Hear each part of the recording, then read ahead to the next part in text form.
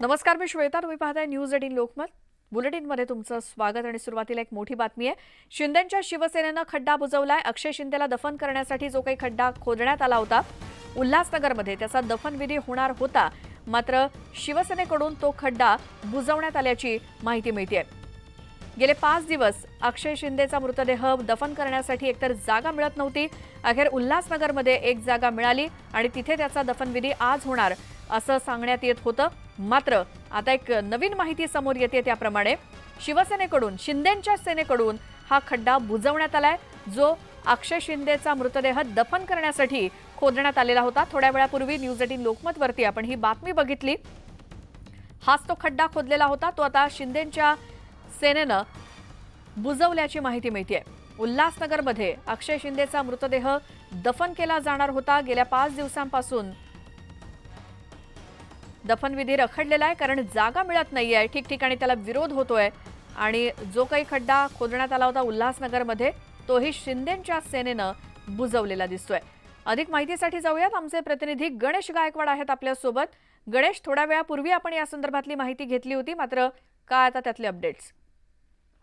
उल्हासनगरच्या शांतीनगर स्मशानभूमीमध्ये हा जो आहे दफनविधी करण्यात येणार होता, त्यासाठी खड्डा देखील प्रशासनाकडून खणला गेला होता. मात्र जशी शिवसेना शिंदे गटाच्या कार्यकर्त्यांना, पदाधिकाऱ्यांना या संदर्भात माहिती मिळाली, ते कार्यकर्ते आता स्मशानभूमीत पोहोचलेले आहेत आणि त्यांनी दफनविधीसाठी जो खड्डा खोदला होता तो आता बुजवायला सुरुवात केलेली आहे.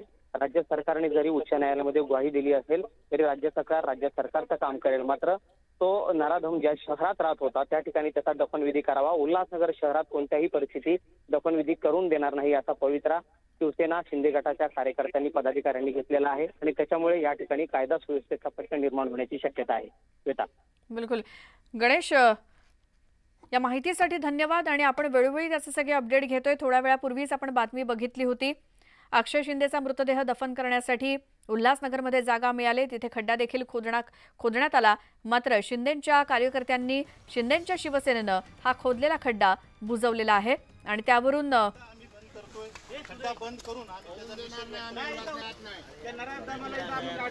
अशा पद्धतीने या ठिकाणी जर पाहिलं तर शिवसेनेत हाच तो खड्डा आहे जो उल्हासनगरमध्ये एक जागा शोधून खोदण्यात आला होता अक्षय शिंदेचा मृतदेह दफन करण्यासाठी. कारण गेले 5 दिवस जागा मिळत नाही, ठिकठिकाणी विरोध होतोय आणि म्हणूनच जी काही जागा मिळालेली होती, जिथे खड्डा खोदण्यात आला, तो मात्र शिंदेंच्या कार्यकर्त्यांनी बुजवल्याचं दिसतंय. थोड्या वेळापूर्वी हे काही कार्यकर्ते तिथे खोदलेल्या खड्ड्याजवळ गेले, जिथे अक्षय शिंदेचा मृतदेह दफन केला जाणार होता. मात्र तर शिंदेंचे कार्यकर्ते तिथे जाऊन त्यांनी अगदी व्हिडिओ रेकॉर्डिंग करत हा खड्डा बुजवलेला दिसतोय.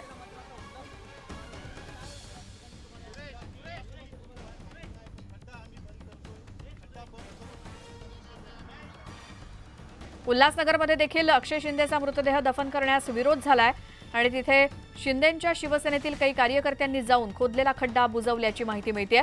त्याची काही दृश्य सुद्धा एक्सक्लुझिव्हली आपण न्यूज 18 लोकमतवरती बघतोय. अक्षय शिंदेचा कथित एन्काउंटर झाल्यानंतर गेले 5 दिवस त्याचा मृतदेह तसाच आहे आणि आता ही 2 दृश्य आपण बघतोय. थोड्या वेळापूर्वी न्यूज 18 लोकमतवरती ही बातमी आपण बघितली. अक्षय शिंदेचा मृतदेह हा याच खड्ड्यामध्ये दफन केला जाईल आणि त्याला अखेर जागा मिळाली अशी बातमी आपण थोड्या वेळापूर्वी पाहिली. मात्र बाजूची दृश्य जी बघतोय तिथे शिंदेंचे कार्यकर्ते थोड्या वेळापूर्वी तिथे पोहोचले आणि त्यांनी हा खोदलेला खड्डा देखील बुजवण्याचं काम केलंय. उल्हासनगरमध्ये मिळालेल्या जागेवरती देखील अक्षय शिंदेचा मृतदेह दफन करण्यास आता विरोध झालाय. हे सगळे कार्यकर्ते आहेत ते एकनाथ शिंदेंच्या शिवसेनेचे दिसत आहेत की आहेत असं सांगितलं जात आहे आणि त्यांनी या ठिकाणी पोहोचून जो खड्डा खोदण्यात आला, दफनविधी खरं तर आजच करणं भाग आहे कोर्टात दिलेल्या शब्दानुसार. आणि आज जी काही जागा मिळाली ती देखील आता गेली असं दिसतंय, कारण या जागेला देखील आता विरोध होतोय. गेल्या 5 दिवसांपासून मृतदेह दफन करण्याला ठिकठिकाणी विरोध होतोय. बदलापूर, अंबरनाथ या ठिकाणी जागा शोधल्या.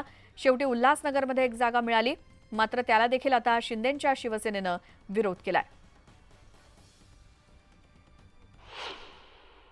बदलापूर अत्याचारातील जो आरोपी होता अक्षय शिंदे याचे एन्काउंटर झाल्यानंतर 6 दिवस झाले त्याच्या दफनविधीसाठी जागा मिळत नव्हती. मात्र आज उल्हासनगरच्या शांतीनगर स्मशानभूमीत ही जागा मिळाली होती. दफन करण्यासाठी जो खड्डा होता तो खणला गेला होता. पोलीस बंदोबस्त देखील या ठिकाणी लावण्यात येणार होता, कारण कायदा सुव्यवस्थेचा प्रश्न निर्माण होण्याची शक्यता होती आणि त्या दृष्टीनं सगळी काळजी घेतली जात होती. मात्र शिवसेना शिंदे गटाचे जे कार्यकर्ते आहेत त्यांना कळालं की या ठिकाणी दफनविधी होतोय, त्यामुळे दफनविधीसाठी जो खड्डा खणला गेला होता तो खड्डा आता शिवसैनिकांनी या ठिकाणी बुजवायला सुरुवात केलेली आहे. शिवसेनेचे पदाधिकारी आहेत ज्यांनी विरोध केलाय, त्यांच्याशी आपण बोलणार आहोत. चौधरी साहेब, काय नेमकं विरोध करण्याचं कारण खड्डा देखील बुजवलाय तुम्ही? काही दिवसापूर्वी बदलापूरला 2 चिमुकल्यांबरोबर ज्यांनी अत्याचार केले, त्या अत्याचाराचा सर्व देशभरातून निषेध केला. सरकारने त्याची केस फास्ट ट्रॅकवर चालवण्याचा निर्णय घेतला.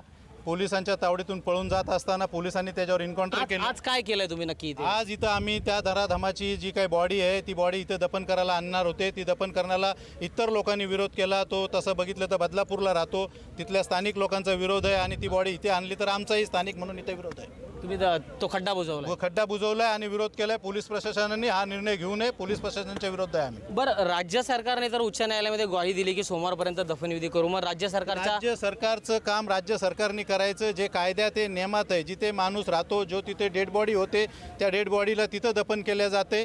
ती डेड बॉडी तिथं त्यांनी दफन न करता ती आमच्याकडे आणू नये, आमच्यावरती लादू नये. आम्ही ते सहन करणार नाही.